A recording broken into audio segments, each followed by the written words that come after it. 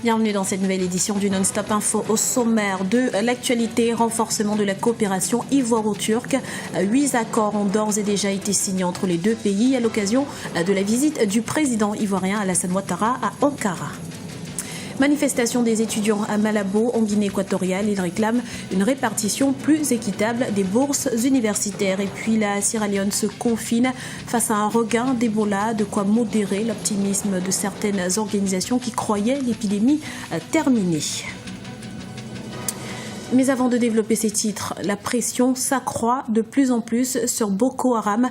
Les armées tchadiennes, nigériennes et camerounaises poursuivent leur offensive contre le groupe terroriste dans le nord-est du Nigeria. Des assauts régionaux qui ont permis de reprendre la ville de Gachagar, proche de la frontière avec le Niger, alors qu'une autre offensive terrestre est en cours pour tenter de reprendre la ville de Goza, dans le sud de l'État de Borno.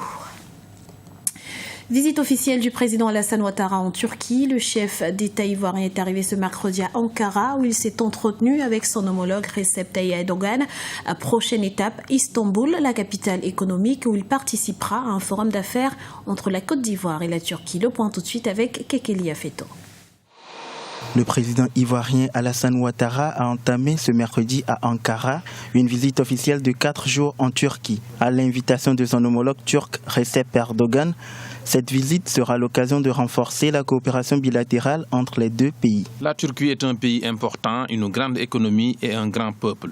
C'est pourquoi cette mission constitue une opportunité pour la Côte d'Ivoire de continuer de diversifier ses relations internationales.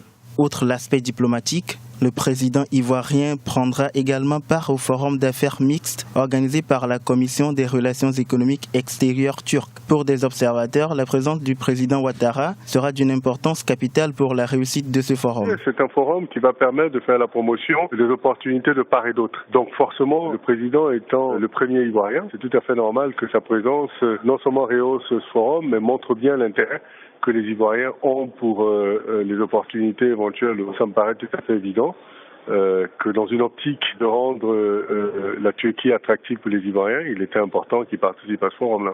Depuis son arrivée au pouvoir en 2011, cette visite officielle est la toute première du président ivoirien en Turquie. La Turquie a décidé d'étendre sa diplomatie vers les pays émergents avec un intérêt particulier pour l'Afrique subsaharienne depuis quelques années. Entre 2000 et 2009, les exportations turques vers l'Afrique ont été multipliées de 7,5 et les importations ont doublé.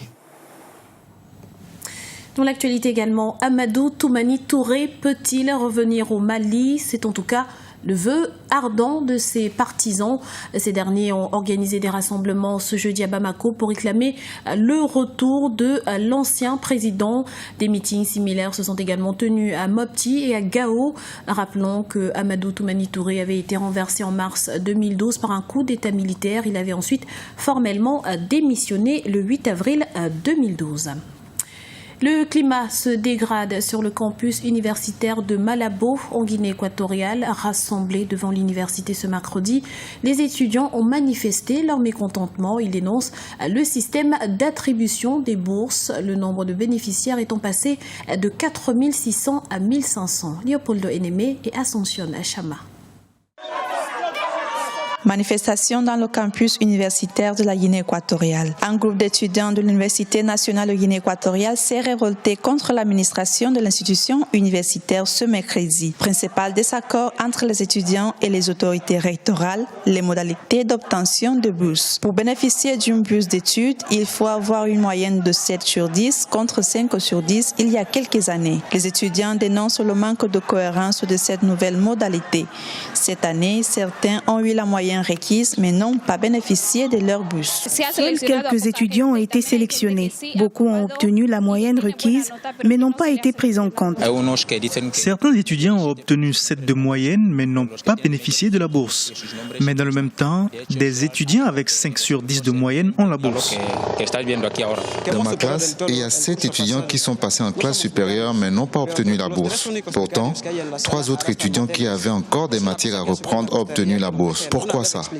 En juillet 2014, les étudiants de l'Université nationale de Guinée équatoriale s'étaient révoltés contre ces modalités. Malgré la mise en place d'un comité d'attribution des bourses, des tensions demeurent de façon permanente entre les étudiants et cet organe.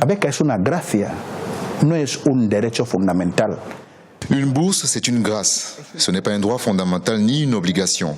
Lorsqu'on accorde une bourse, cela se fait selon les critères bien précis que l'étudiant doit avoir.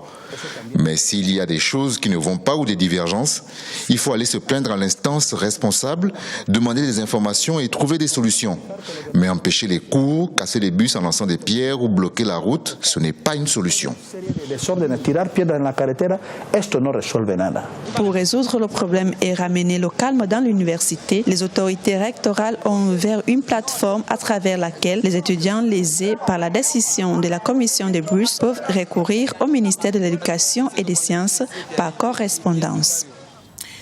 Le virus Ebola se tasse mais n'est toujours pas vaincu. Pour la première fois depuis des mois, le nombre de cas est reparti à la hausse en Sierra Leone. Conséquence, le village Rosanda dans le nord a été mis en quarantaine. Parallèlement, une vaste campagne de sensibilisation a été initiée. Les détails avec Birama Saonera. Endiguer l'épidémie d'Ebola, c'est l'une des priorités du gouvernement sierra-léonais. Pour ce faire, il a mis en quarantaine le village de Rosanda dans le nord du pays. En cause, près de 50 personnes ont été récemment infectées avec 30 décès. Cette situation est due, selon les villageois, à la visite d'un jeune en provenance de Freetown ou la capitale pour se soigner traditionnellement dans le village. 3 jours plus tard, il est décédé. Les villageois qui l'assistaient ont lavé son corps. Ils ont tous été infectés. Même l'herboriste qui le traite a également disparu. Tous ceux qui l'entouraient ont été pris en charge au centre de traitement. En plus du village de Rosanda, les résidents d'autres zones sensibles seront confinés dans leurs maisons. Le confinement aura lieu du 27 au 29 mars et sera similaire à celui de septembre dernier. En outre, une campagne de sensibilisation a été aussi lancée par des membres de la communauté, et c'est là pour arrêter la propagation du virus Ebola dans leur localité. Comme vous l'avez vu, notre coalition fait régulièrement du porte-à-porte pour sensibiliser. Avec des affiches et bien d'autres médias, nous expliquons aux personnes le bien fondé de notre mission. Nous leur disons aussi ce qu'il faut faire pour éviter cette maladie. La Sierra Leone compte environ 12 000 cas identifiés, soit pratiquement la moitié des quelques 25 000 cas recensés.